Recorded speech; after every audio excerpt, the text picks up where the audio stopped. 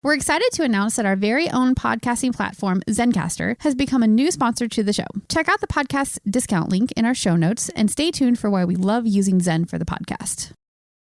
You're listening to the Archaeology Podcast Network. You're listening to the Archaeology Show. TAS goes behind the headlines to bring you the real stories about archaeology and the history around us. Welcome to the podcast.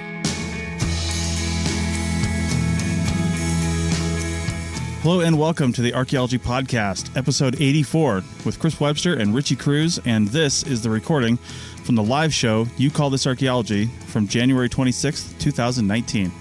Let's dig a little deeper.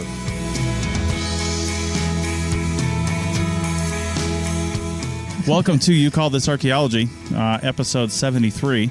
Oof. And now that we've got this kind of figured out a little bit, if you want the better audio version of this, and you want it, on your own time, maybe you don't have time to listen to the whole thing today, then go check out archpodnet.com/archaeology, and it'll be episode 84 over there, and it's going to come out on Saturday, a week from yesterday. Oh, there's one thing I'm curious about. How much of this are you going to edit out?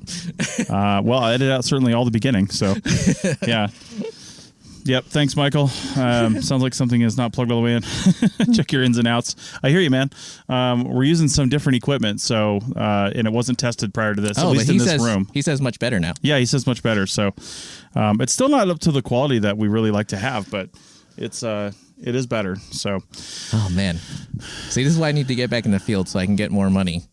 It's not more money. We had a setup that was working. I don't know what stopped. Like why this computer won't read this board. That's really the problem. Which is really strange. Yeah. It's just a problem that we can't try to fix live. We have to try to fix when we're not live. Interesting. So. I can always call you next week. Like you're going to be here, around. Well, let's talk about this off air. Oh, yeah. So, all right. So we do have some stuff that I wanted to bring up this week. Oh. I don't know. Richie, do you have topics in mind, or do you want me to go ahead and kick this off? Well, I had two things to think about. But go ahead. One of the things Are either of them related to archaeology? No. Figures. How about Virginia Street? No? Oh, it's close. Well, I mean, sort of. Of course it is. It is interesting because I was going to shoot a video about, I've already mentioned this last week, didn't I? About changing a tire. Mm-hmm. I forget if I mentioned it on air. Yeah. But the thing is, I have now changed my route so I don't drive down Virginia, so I don't get a, because it's been twice now that I got a big nail. Yeah. One on my bike and one on my damn truck, which is not supposed to happen since it's the Kevlar tires. Yeah. Which is crazy to me. Yeah. Anyway. Yeah. I mean, the other thing I really want to talk about, even though I realize it's not about archaeology at all, is that Kobe Bryant died today. Which that's crazy. Yeah. But more importantly, obviously there are all the news stories and condolences and stuff like that. And more importantly, what happened. And then I get to Fox News and it's just like, President Trump says this. Yeah. Yeah. I'm like, are you joking? Yeah, that's what they were concerned with. Of course. Yep. The unfortunate thing is, he's a well-known personality, so... True. By the way, this mixer does not do EQ. Yeah. It's really not, it really is just in its basic sense, just a mixer. Yeah. Like it takes two signals and mixes them into one. That's really all it does. Which I'm not sure why we even need that because we have one signal going into it. So why is it even in the circuit chain here? Oh. In the signal chain? Because I can't bring my mic, without testing it a lot more. Okay. Yeah, directly. Theoretically I could eventually. Sure.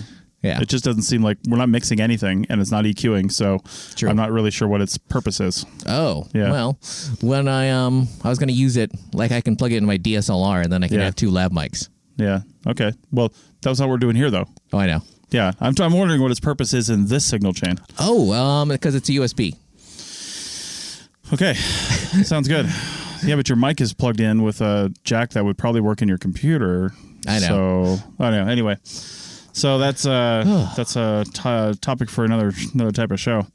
Wow, I'm still amazed we still have 6 viewers after all that ping-ponging.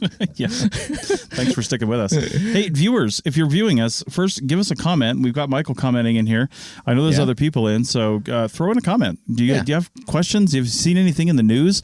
I want to talk about something we saw in the news. Well, go ahead. And the way it goes. Yeah. So I'll link to this in the show notes over at archpodnet.com/84. archpodnet.com/archaeology/84.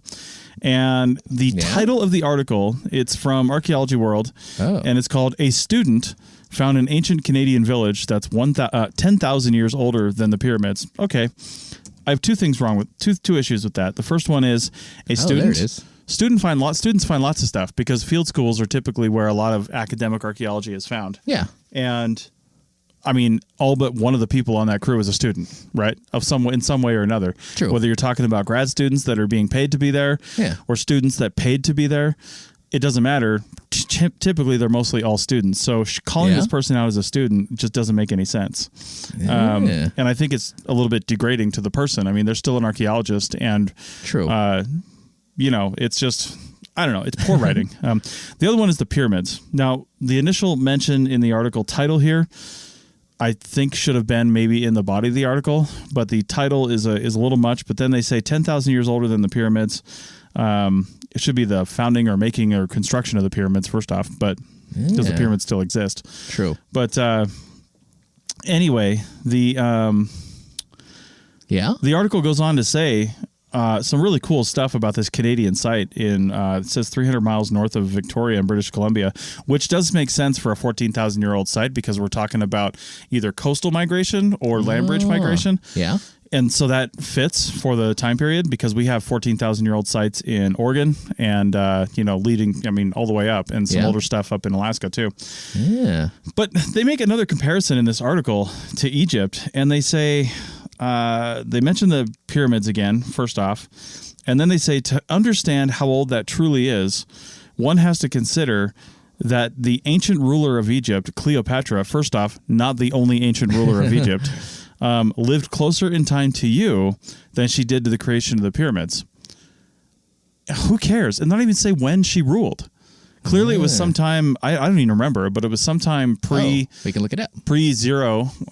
So it would have been, my guess is she ruled sometime around 500 to 1000 BC, but I honestly don't remember. So it had to have been around that time period, though.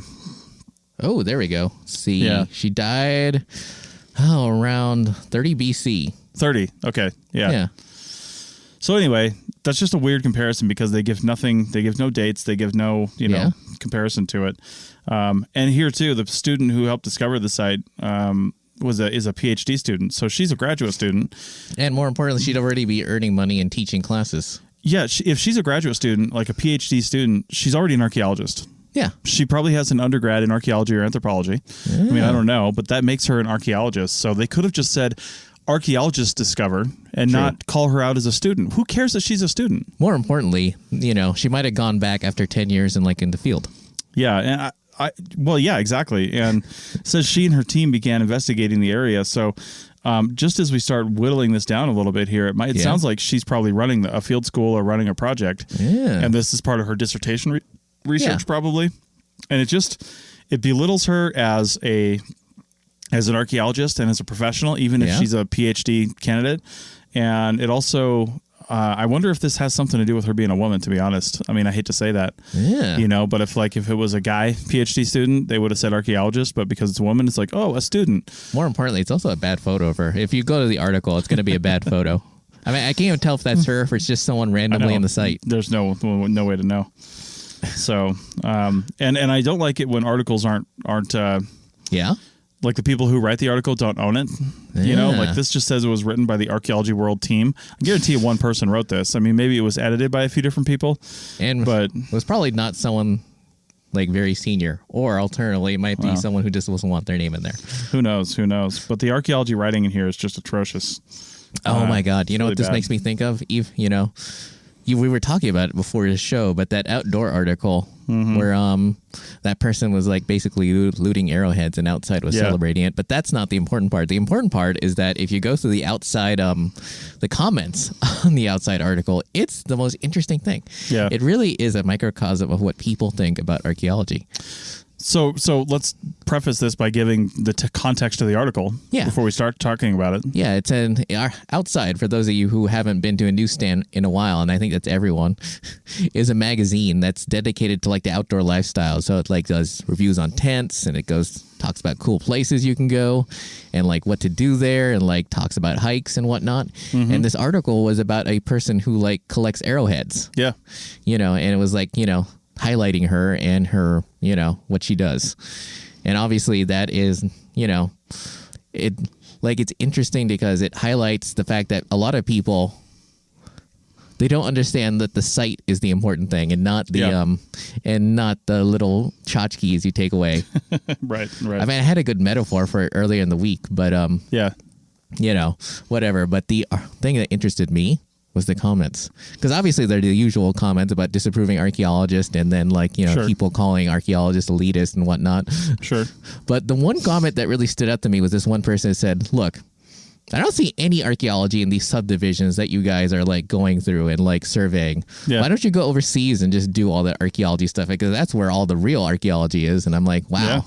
Yeah. A lot of people literally, a lot of people literally just don't think of Native American stuff. I mean, I guess that's an oxymoron, but they don't think of Native American stuff as anything interesting. Yeah. Because I was talking to a neighbor last week, and then a friend of his comes out, and he, is retired. Mm-hmm. But apparently he must have worked in some sort of construction or mining industry, because my neighbor told him, hey, he's an archaeologist, and he goes, you're the liberal. Oh God, you're one of the liberals who tells us that there's Native American stuff here, and I'm like, I guess. Yeah. Yeah. And it's just wow. It's just such a continuing disrespect of Native American stuff and their culture and their artifacts that they left behind. Yeah, and one of the interesting things I find about that article from Outdoor Magazine. Yeah. And I will try to link to this if I can pull that up again for the arcpodnet.com/archaeology/8084 episode in the show notes. But it's interesting because it does highlight, somebody finding stuff on say private land, right? And people that like to go find artifacts and do stuff, plowed fields are a great way to do that back in the Midwest and the West Coast or the East Coast, because there's a lot of stuff that's just under the surface, and every time the plow goes over, it just churns up a bunch of stuff, right? So you see them out there. And people who own the land, they typically don't really care that much, and they'll let people go out there, or they'll go out there illegally sometimes and find things. But the thing I don't like is first off, you have your collectors that are trying to sell stuff, and that just puts a value on it. Yeah. A monetary value. And then also you have a lot of people call themselves artifact hunters. And I'm like, hunting? Yeah. Is hunting really the right word for this? Yeah. Is this something that can either A, fight back, or that you have to use a weapon for? Yeah. And why are you calling it hunting? Yeah. Hunting for artifacts. I mean, I guess we go on Easter egg hunts. Maybe that's where it comes from. Oh my God. I remember the simile I had earlier in the week, because I was thinking about it. Yeah. It's a lot of these people, they get their little tchotchke, their little arrowhead or whatever, and they say, oh my God, this makes me feel so much closer to history. Yeah. And then I was watching a video about, was that Shanghai Disneyland or maybe Hong Kong Disneyland? Yeah. And the controversy over shark fin soup and stuff like that. And I was thinking, a lot of people kill rhinos for their horn. A lot of people kill sharks for their fins. Yeah. But they don't bullshit you by saying, oh, it's because I want to honor I want to be closer to the majesty of the shark. They're at least, be honest with themselves about what they really want. Right. They really just want that one thing, and they don't care if they have to kill the animal to get it. It's the same thing with a site. People don't really care about history anymore. A lot of these looters don't care about history. They just want their little souvenir. Yeah. And they don't care if they have to destroy the site to get it. Yeah. I know. Yeah.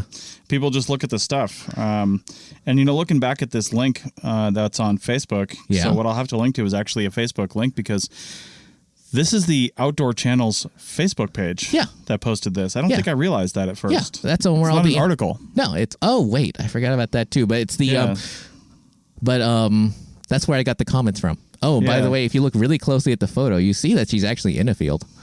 She's in a plowed field. Yeah. For sure. She has what I would think is a shovel, but it's got a flat end on it. I'm not really sure. It's almost like a homemade shovel. I'm not sure what that is. Wait. You mean the type used to scrape a wall? I don't know. I mean, I can only see the handle, but it doesn't look like a normal shovel you would buy at a hardware store. Interesting. So, and the comment here, it's from Tekka Doyle _outdoors on Instagram. Oh, you're gonna look her up now? Yeah, I might just do that. So let's find out who she is. Oh, interesting. Oh, hey, look. Corey Bruce says he cares about history. He does. Yeah. Oh, Corey shares interesting. an office with me. Oh, he does? Yeah. Oh. How's it going, Corey? Interesting. Where's he? Is he on vacation? No, he's at home probably. Oh. So, although I think he's supposed to be flying somewhere today, so maybe he's on an airplane. Who knows? But anyway, and Carlton Gover joined, host true. of the one of the hosts of the Life in Ruins podcast. Go check that out. Is he the person I keep hearing on the ads? David did one of the ads. I think we're playing David's ad right now. So, but John. Carl's the one you hear on the ads that has the Darth Vader sounds in the background because he's always toking on his jewel. Anyway, hey, Teka, Teka Doyle _outdoors has 4,089 followers on Instagram, only 221 posts, and says she calls herself a Michigan sportswoman, hunting, fishing, artifact hunter. Apparently, she has a YouTube channel called Teka and Mike's Artifact Addiction. Oh. We need to check that out. And all her pictures here are her holding either projectile points or dead animals. Wow, she is something else. Gross. Oh, by the way, John Flood says, he's got a very long comment, but I'll boil it down. Mississippians constructed earthen pyramids throughout the eastern woodlands, but yet it's not archaeology, quote unquote. Exactly. Why don't we reference the fantastic mound structures within the eastern, like he said, the eastern woodlands, the Ohio Valley. Serpent Mound, Cahokia, for Christ's sake. Yeah. I mean, we got so many things we could talk about in reference to the older article that we were talking about, the 14,000-year-old thing. So, well, the thing is also, like, how many people would destroy a pyramid like that to get the treasures they think they're inside. Right. Yeah. Corey said he's at home preparing his flight to Atlanta. Wow, this is so handy. He's going tonight. This is so cool that we can both look at the chat now. I know, right? So, oh my God. Anyway, let's take a quick break for the Archaeology Show listeners. Yeah. And for members of the Archaeology Podcast Network, you're not going to hear a commercial because you're listening to this in your early downloads area. True. For more information, arcpodnet.com/members. For everybody else, we're going to come right back on the live stream here. But we're going to take a quick editing break just for the Archaeology Show podcast listeners, and we'll be right back. Chris Webster here for the Archaeology Podcast Network. We strive for high-quality interviews and content so you can find information on any topic in archaeology from around the world. One way we do that is by recording interviews with our hosts and guests located in many parts of the world all at once. We do that through the use of Zencastr. That's Zencastr. Zencastr allows us to record high-quality audio with no stress on the guest. Just send them a link to click on, and that's it. Zencastr does the rest. They even do automatic transcriptions. Check out the link in the show notes for 30% off your first 3 months, or go to zencastr.com and use the code TAS.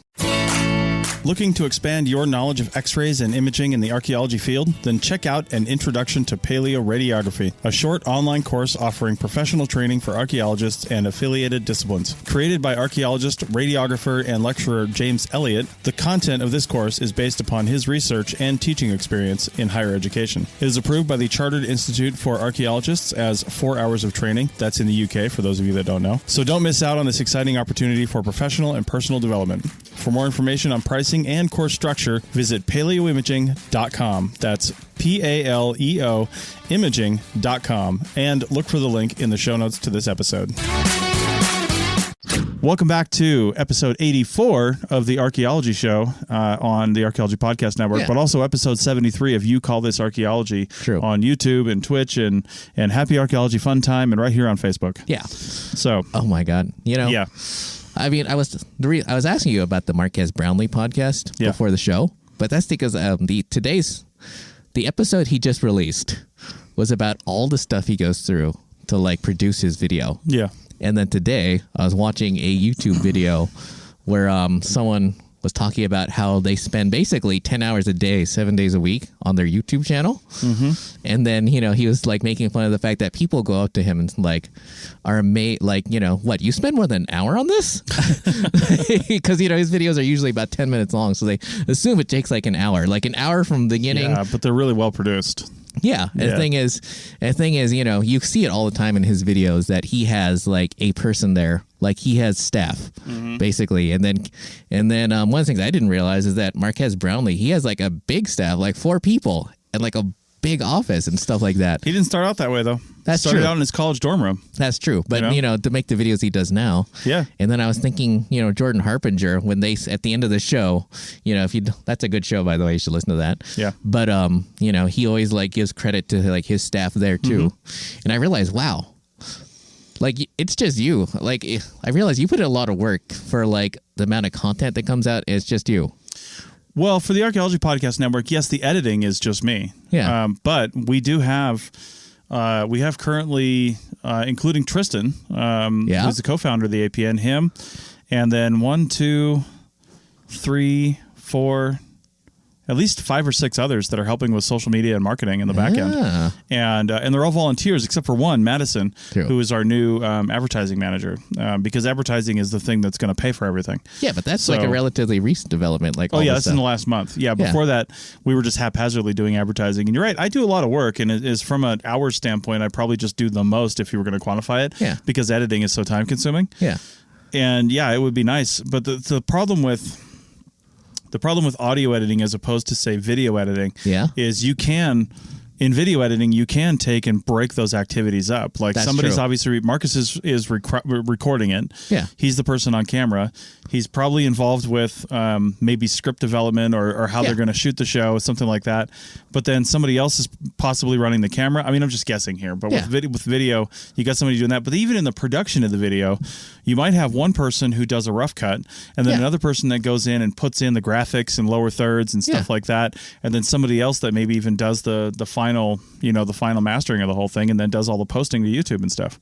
But the reason I want to bring that up is because I feel like a lot of people at home who are A, watching this, and B, might be listening to this, don't realize that this actually takes a lot of work to get done. Yeah. And I was also thinking about that last night because I was listening to his podcast while I was editing another video. It's like, wow, this is taking forever. I know. And I was, technically, I guess I shouldn't say last night since I didn't get to sleep till 5.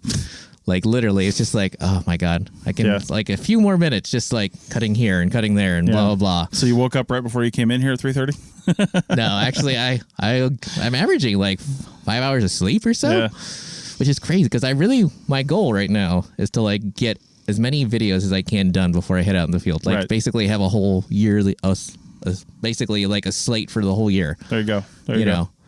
Hey, real quick, if anybody listening to this is, enjoying what they're hearing and entertained, hit the share button.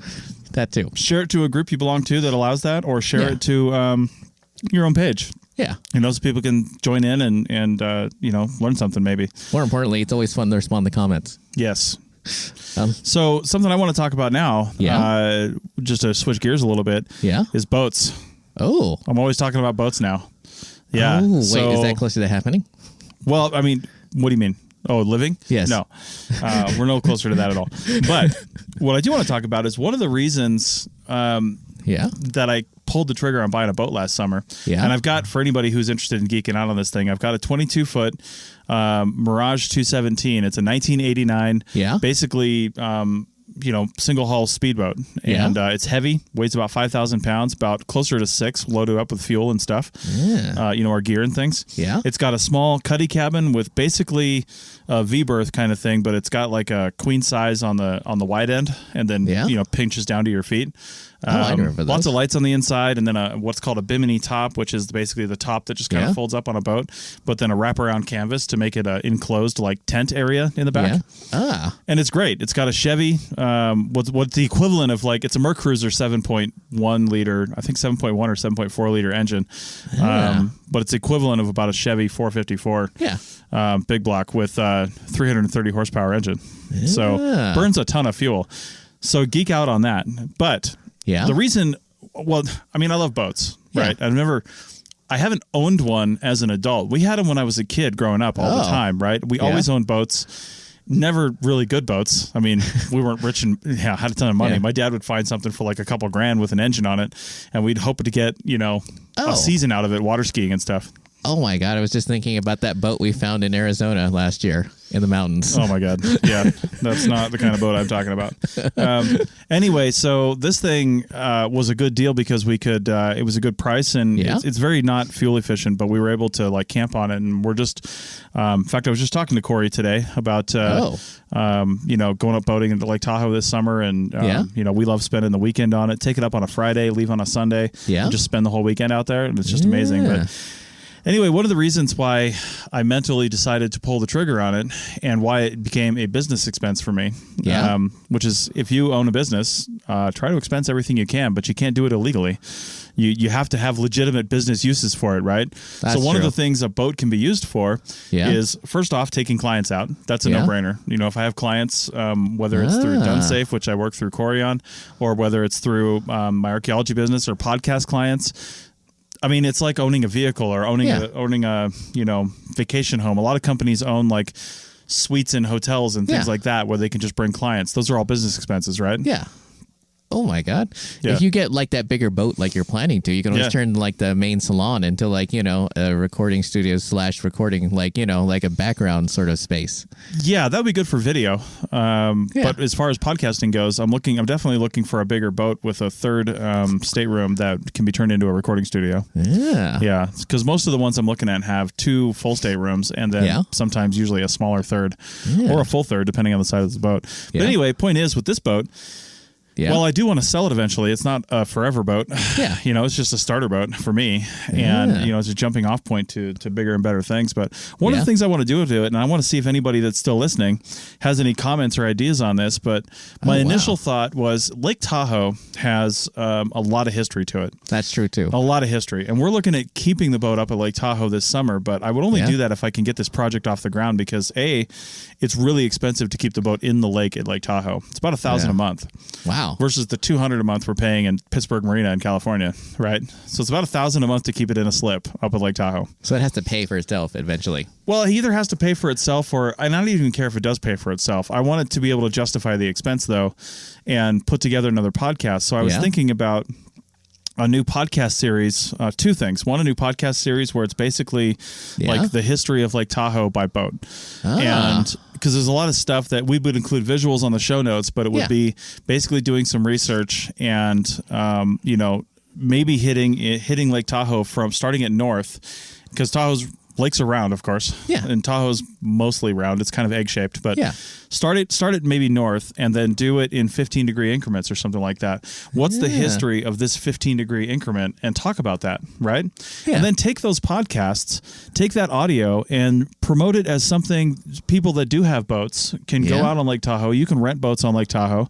Yeah. You can go out on a paddleboard, and they can say, well, where am I at on Lake Tahoe? And let me find the degrees that I'm at, and I'll listen to this podcast while I'm out on the lake and learn something about that section of the lake. It almost makes me wonder if you could pitch it to like UNR is like a PBS NPR station, right?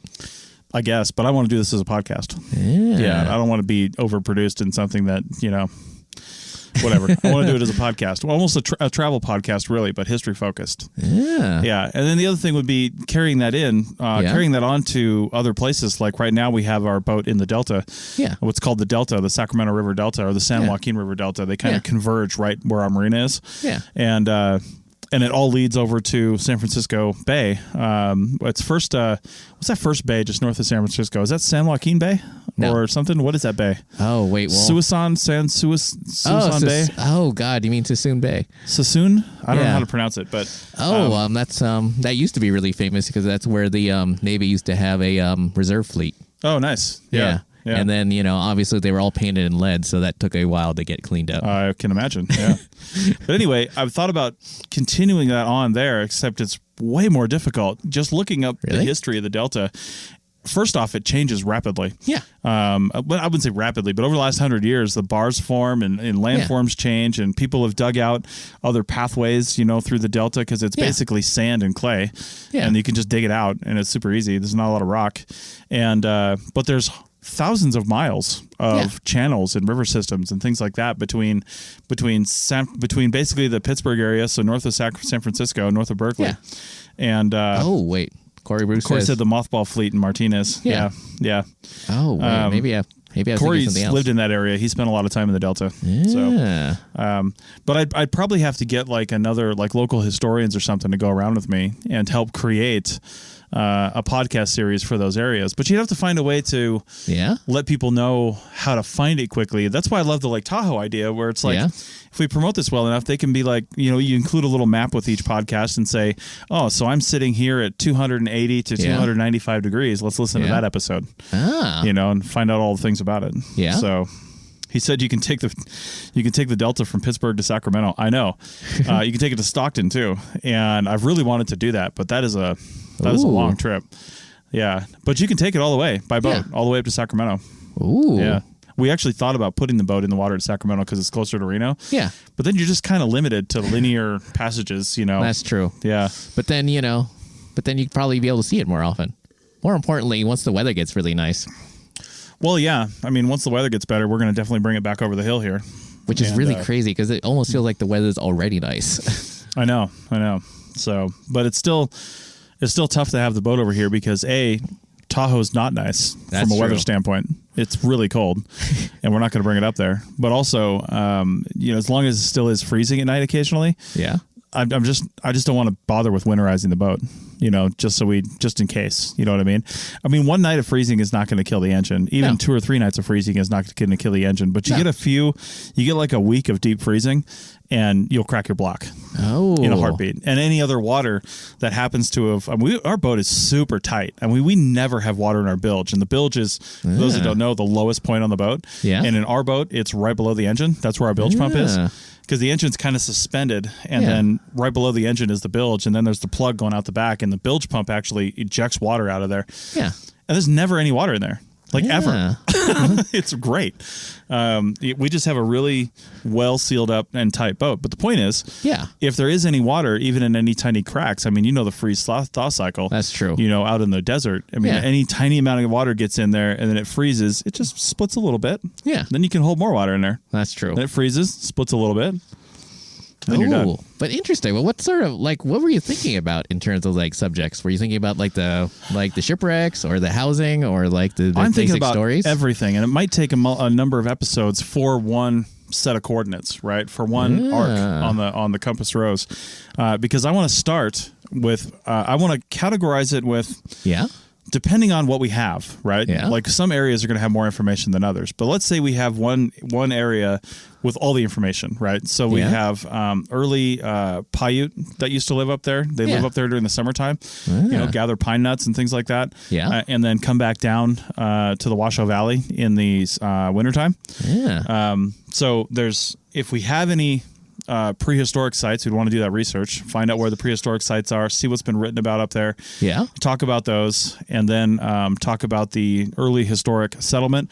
Mark Twain's been all over the place up there. He's got his stamp on literally everything up at Lake Tahoe. So talk about him a bit. And then maybe talk about some of the efforts related to mining, like up in the northeast corner, of the lake. Yeah. There's the, what is that called? It's called the something ditch, I think, or the whatever. But there's you can hike up to it. It's just near Incline Village. Oh. And it's this tunnel basically that they dug through the mountain to get water from Lake Tahoe. They'd pump it up to that point, and then you go through the mountain, and then it would come out on the other side and go all the way to Virginia City for the mines. Really? From Lake Tahoe. That's kind of crazy. I know. And that's just really cool information to have. Yeah. So that's especially crazy since that's a long way. Yeah. And I think some areas would have less information than others. And maybe if there's some areas just north of Emerald Bay where it's basically just like sheer cliff faces and like no settlement, who was there.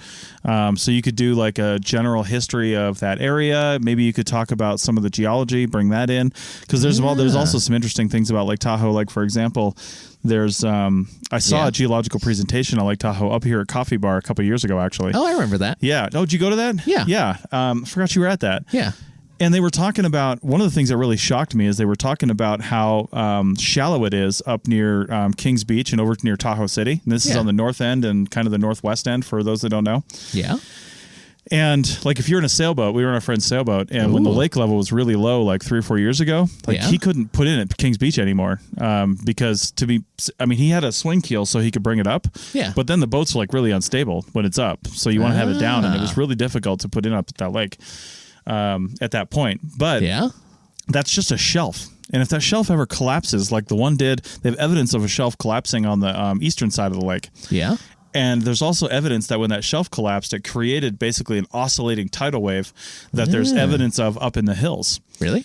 And if that shelf collapses, I mean, it's going to destroy not only thousands of lives, but it's going to destroy billions of dollars worth of homes. I mean, the nice homes that are on the side of that lake, it's just going to take everything down.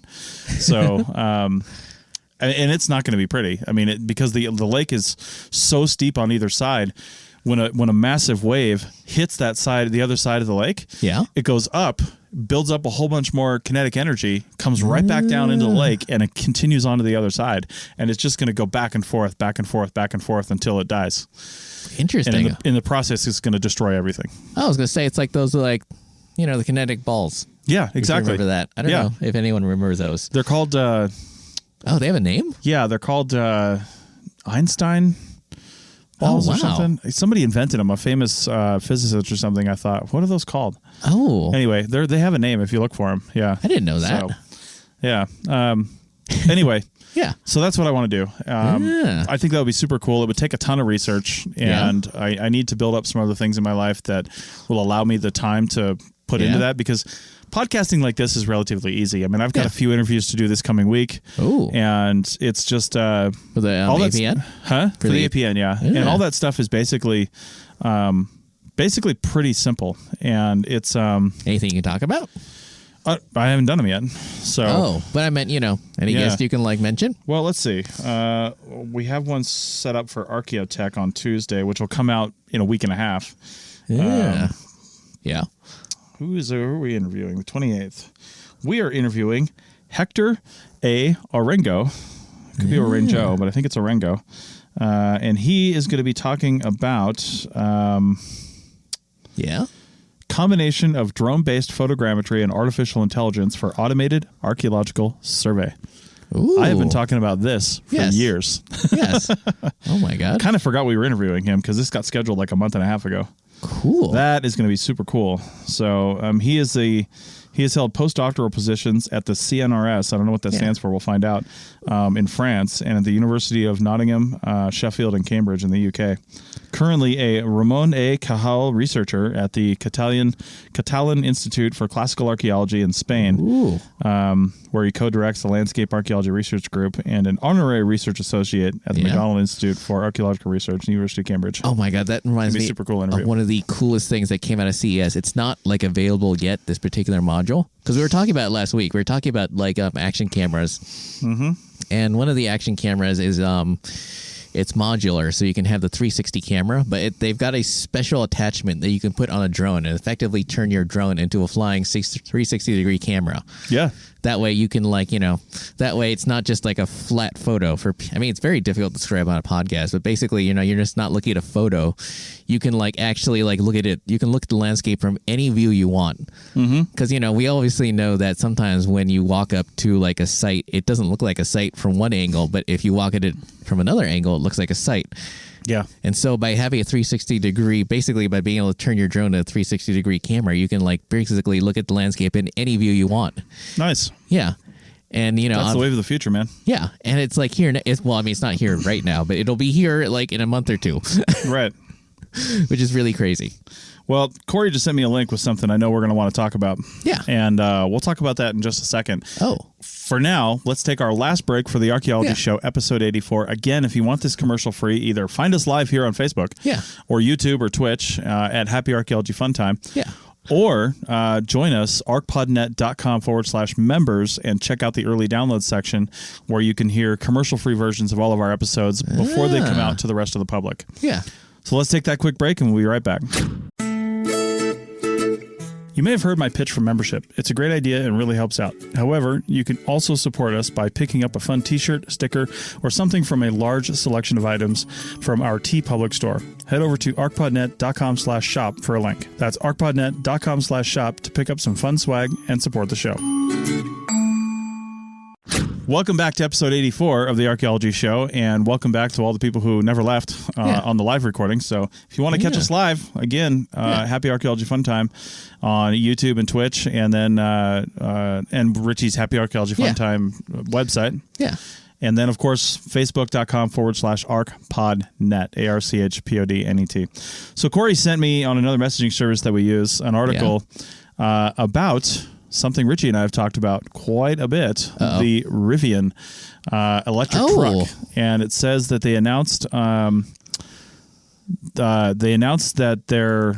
they had a San Francisco event recently, apparently. This is from Yahoo Finance. It said electric vehicle maker Rivian expected prices lower than previously announced.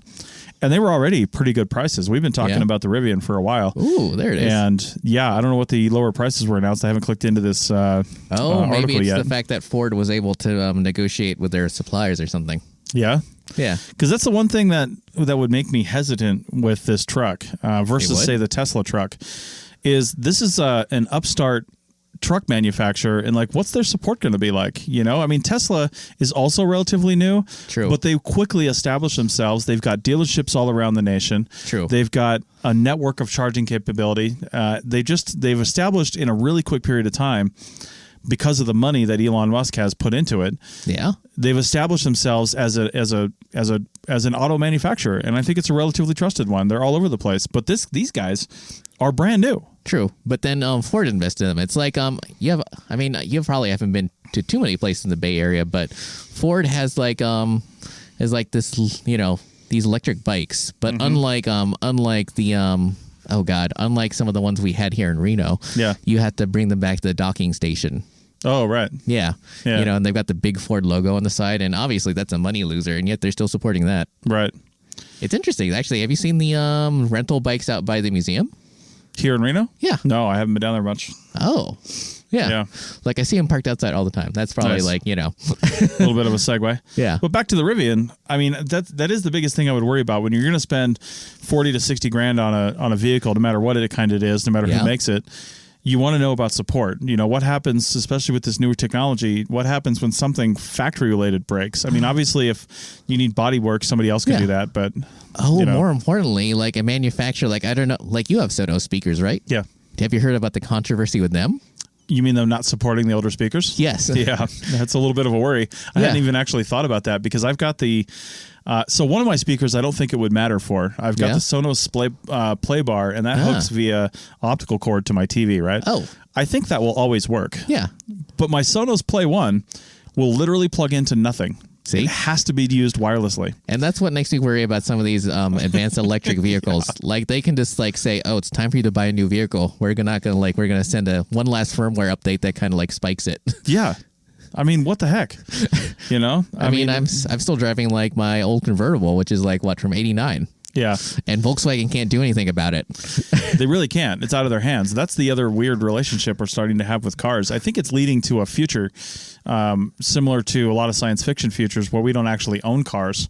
I mean, you might have a car where it's always available. It's always on demand to use whenever you want. Oh, that's what I was going to say. I was going to say it's like the Netflix model. Yeah, totally. Yeah. Yeah, cars on demand, but it's not like Uber or a taxi where you have to call it and have it come to you. Yeah. It predicts your movements. They're parked everywhere. Yeah. And it's literally right there. Yeah. You know, it's just waiting. I would even say early on, we might have a model where while they're trying to break into this market, you could actually maybe even rent out your parking space. So it's just sitting in front of your house. Well, I was going to say that CES, I forget the name of the subsidiary, but GM's electric car subsidiary, they also do, they were demonstrating their first autonomous car. And the thing that's crazy about it, no driver's seat, no steering wheel, no controls. I saw that. Yeah. Yep. And I was like telling my neighbor, like, in 20 years, people are going to be amazed that people actually drove cars themselves. It's like, like it's so weird. I can't just like go into a car and fall asleep or like, play on the internet or something.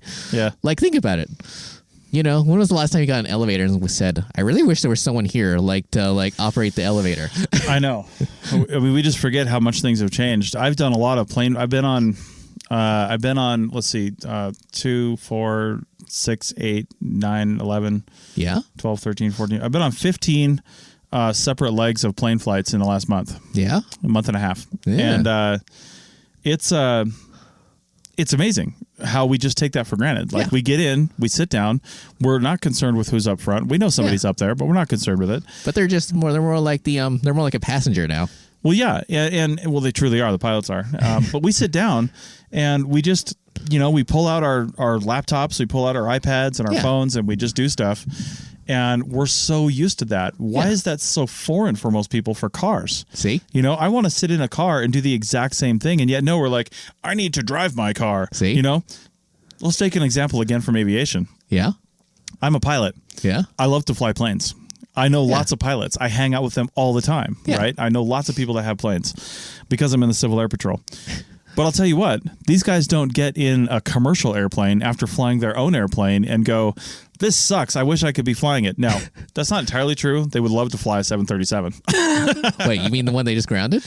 No, not that one. No, they would love to fly a 737, I'm just saying that because that's half of American Airlines' fleet is either a 737 or an A320. Yeah. But anyway, they would love to fly that, but the point is they're not sitting there lamenting the fact that we have an aviation industry because they can't fly their own airplane all over the place. They realize that there's a time and a place, and I think that's how it's going to be with us with cars forever, because cars, look at go-karts. Go-karts are not practical to take on the street, right? No. They're not. But we can go to a place and drive go-karts and have fun. I think there's going to be car parks later in the world where you can either rent cars and take them out four-wheel driving. Like Moab should be getting on this right now. Places out here in Nevada should be getting on this right now, where they have huge sections of, say, BLM land where you can just go out there and drive. The novelty of driving. You can go through a driving school, learn how to do it. Oh my God, just like Disneyland. And your electric car took you there. Yeah. And then left you there. Yeah. But it knows when you're going to be done, and it will be waiting for you when you get back. Yeah. Or you can just ask Alexa. Right, exactly. So I don't understand why that's such a foreign concept to people, and why we can't get on board with it. But I think the transition is obviously electric vehicles and then fully autonomous electric vehicles or partially autonomous. True. Where we can tell them in certain areas, probably GPS based, and say, okay, now you can fully take over. Oh my God, it makes me think of electric bikes. I don't know if it's been just announced or if it's actually people are testing it, but oh God, who was the company? Super 73. If you've ever been on Instagram, you've seen them because they look just like mopeds. Yeah, but they're not.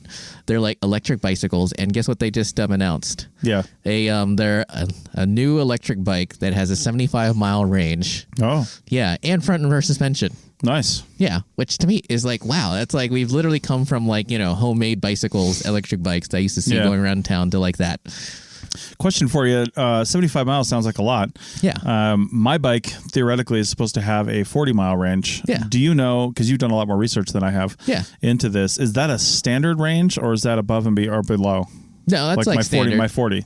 No, that's standard. 40 standard? Okay. Because I wasn't sure what standard was. Yeah. Well, that's the nice thing about the Rad Power bikes is the fact that you pretty much use off-the-shelf parts, but they provide American backup.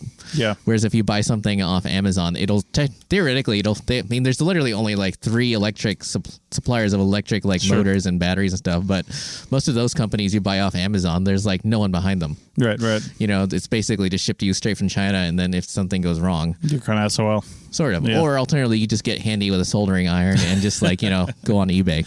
My God, you should see. Let's just go off the rails for a second here about electric bikes.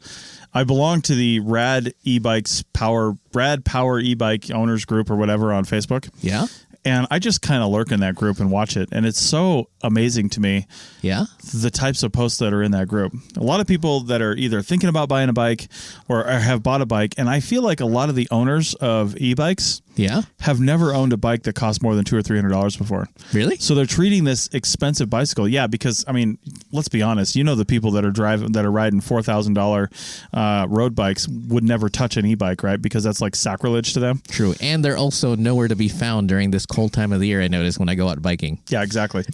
So anyway, you get this group. So you get a couple different types of people. The people who they treat this bike like it's the best possession they've ever owned in their life. Yeah. And it's just this most amazing thing, which is kind of weird to me. And they also treat it like a motorcycle. I see people talking about their full face helmets that they're wearing. And I'm like, listen, this thing is capped at 20 miles per hour. I can go faster than that on my road bike. Yeah. And I'm still just wearing a helmet, like a bike helmet. Yeah. So they're treating it like that, and then they're loading it up with all kinds of stuff too. Like you see people with these hard shell saddlebags, and you know, I mean, I understand having a few accessories. Don't get me wrong, but it's interesting how they overdo it almost, and they would not do that probably with a regular bike. No, because you're the engine. Well, yeah, I understand that, but I don't think it has to do with the fact that it's powered. I think they just never owned anything like this before, and it's that sort of motorcycle mentality. True. Of how much can I carry? But that's also negative, because that's like a lot of cyclists who are against electric bikes. That's what they count as, like, you know, one of their main arguments is that this is just a motorcycle or a moped or a scooter. Sure. Even though it's not really. I mean, it doesn't matter if it's called an e-bike. I mean, motorcycle, people still call them bikes. Like, I'm going to take my bike to the grocery store. They often will mean motorcycle, right? True. But the thing is, they want them out of, like, the bike lanes. And I'm like, no. Well, yeah. I mean, I see that. But to me, the bike lane is more about speed. And since most of these are capped at 20 by state regulation, I mean, you're still going slower than half of those really into it, you know, road bikers. Oh, by the way, this integrates with what you're talking about. But I saw my first long wheelbase cargo rad power bike yesterday. Oh, yeah? Yeah, it was coming the opposite. Rover? Yeah. Oh, the rad wagon. Yeah. It was like coming the opposite way of me. I'm like, wow, that thing's moving really quickly. I've seen one of those in town. It's probably the same one. Yeah, because I can't imagine there's too many. No. But there could be. It's not more expensive. It's actually only $100 more than the other bikes. Really? Yeah. And it's got a I think does it have a bigger engine? A bigger motor? Sorry, not engine. I don't remember, but I remember seeing it was $15.99 versus $14.99. Interesting, because the Super 73 I saw is only $2,300, but when you think about the 75-mile range, that's like really good. Yeah, well, you could get a rad bike and then spend $400 on an extra battery too. That too, but then you'd have to carry it. Well, that's true as well. But then that 75-mile range battery's got to be bigger and heavier. Well, no, it's like literally, I was looking at the bike and it's just like, it literally just looks like a... But there's something about it, though. It's got to be more battery if you're getting that much more range out of it. Or alternatively, it could just be the more powerful engine. Because I forget the watts but which would also mean more battery. Because if you're burning higher wattage on your engine, you need more power to be able to consume that. Interesting. So we should switch to the outro. Oh, yeah. Hang on. Yeah. Oh, so anyway, God. If we're switching to the outro, there is one thing I did want to mention. Yeah. I saw it in the news, like, this morning.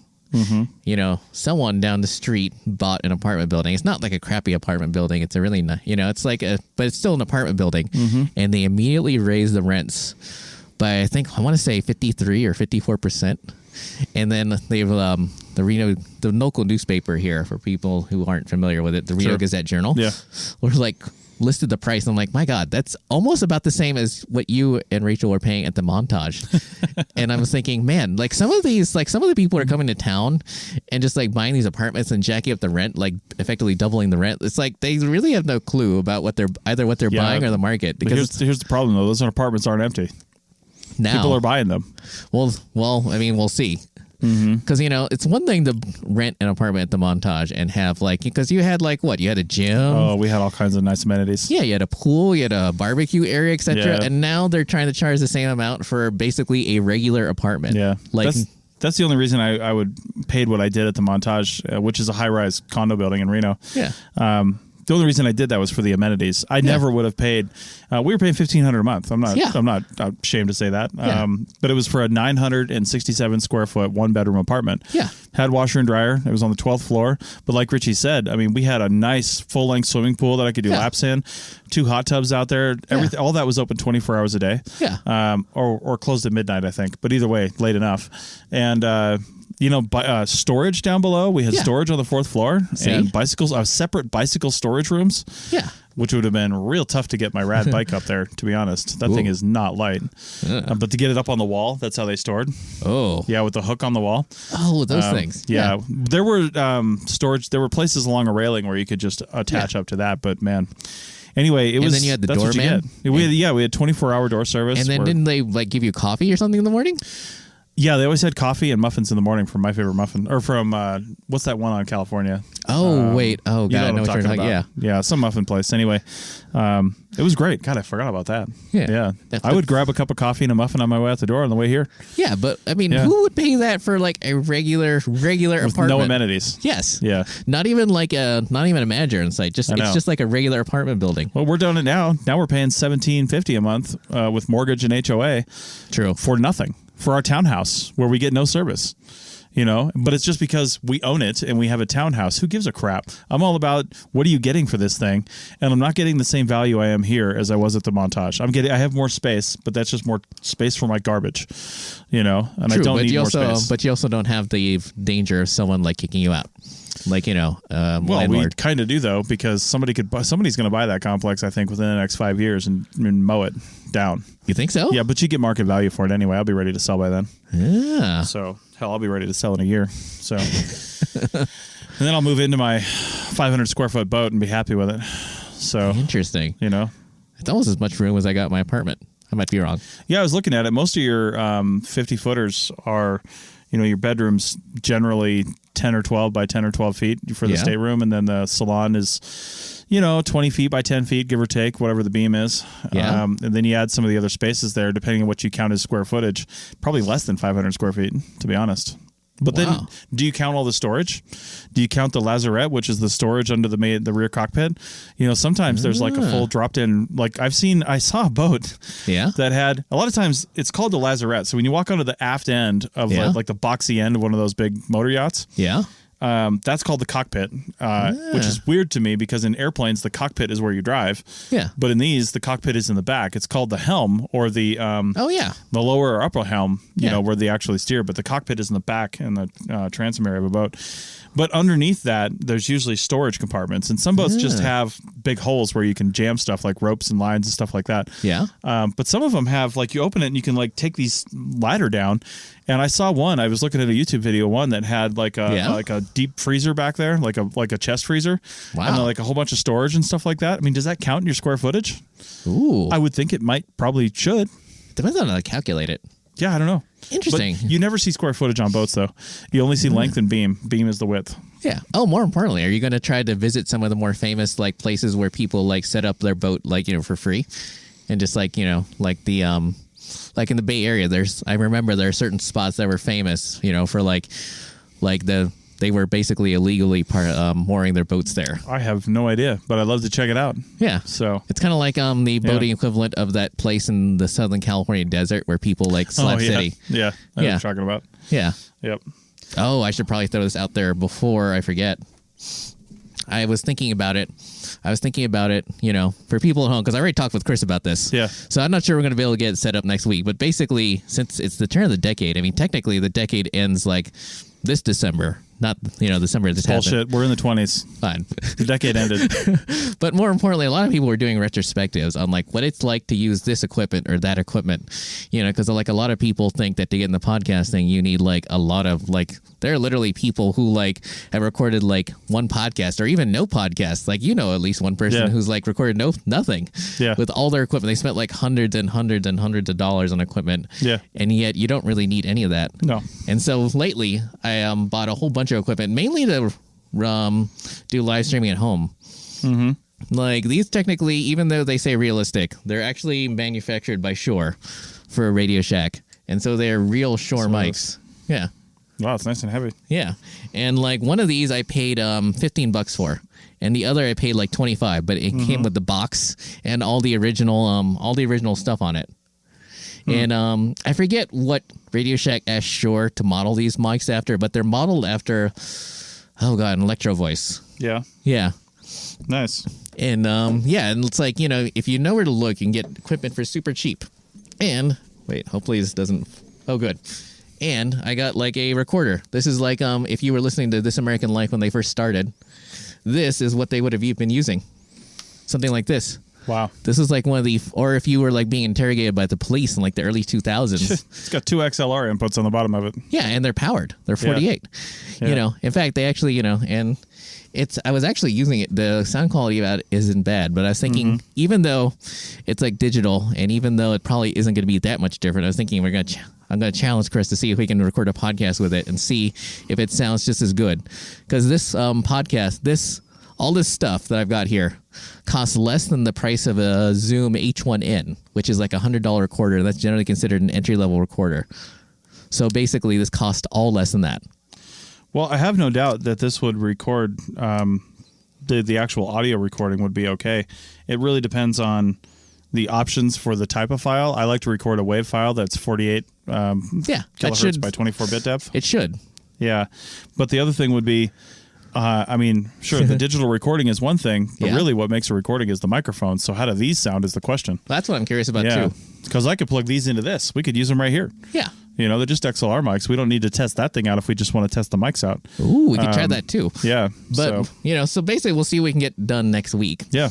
I just wanted to throw out there. That way, we have to do it now. Yeah, exactly. We have to do something. We don't necessarily use the whole setup, but we can at least see how the mics sound. Sure. All right. Well, that's it for this episode. Yeah. We may or may not have an episode next week, depending on my schedule and what I'm doing. Yeah. But definitely find us on all the things. You're here on Facebook, of course, and you're here on YouTube and Twitch. But if you're on one of those and you don't know about the other one, check out Richie's website, happyarchaeologyfuntime.com. Yeah. And I'm on Facebook, obviously Happy Archaeology Fun Time and stuff like that. And that's my name on all the... Wait, that's actually not my name on all the socials. It's really not. No. Can you say it without screwing it up? No. Well, I mean, yes, I can. I'd have to spell it out, though. Yeah. It's at FTBVANDUPTTS, which is, which if you're a Sam archaeologist, you might recognize that as beer and cigarettes. There you go. Yeah. Technically beer and cigarette cans, but whatever. That's right. All right. Well, thanks, Richie. Yeah. And thanks, everybody, for joining us. And we will see you next time on the Archaeology Show and on this live show.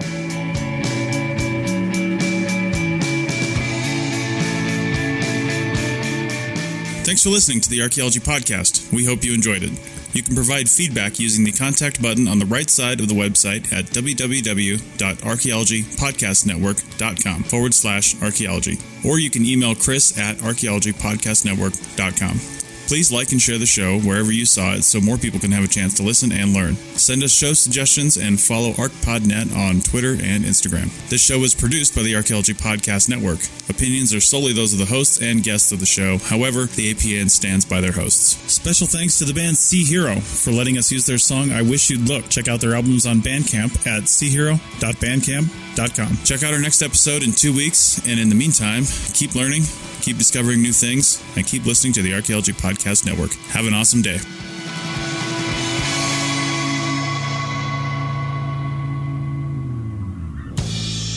This show is produced and recorded by the Archaeology Podcast Network, Chris Webster and Tristan Boyle, in Reno, Nevada, at the Reno Collective. This has been a presentation of the Archaeology Podcast Network. Visit us on the web for show notes and other podcasts at www.archpodnet.com. Contact us at chris@archaeologypodcastnetwork.com. Thanks again for listening to this episode and for supporting the Archaeology Podcast Network. If you want these shows to keep going, consider becoming a member for just $7.99 US a month.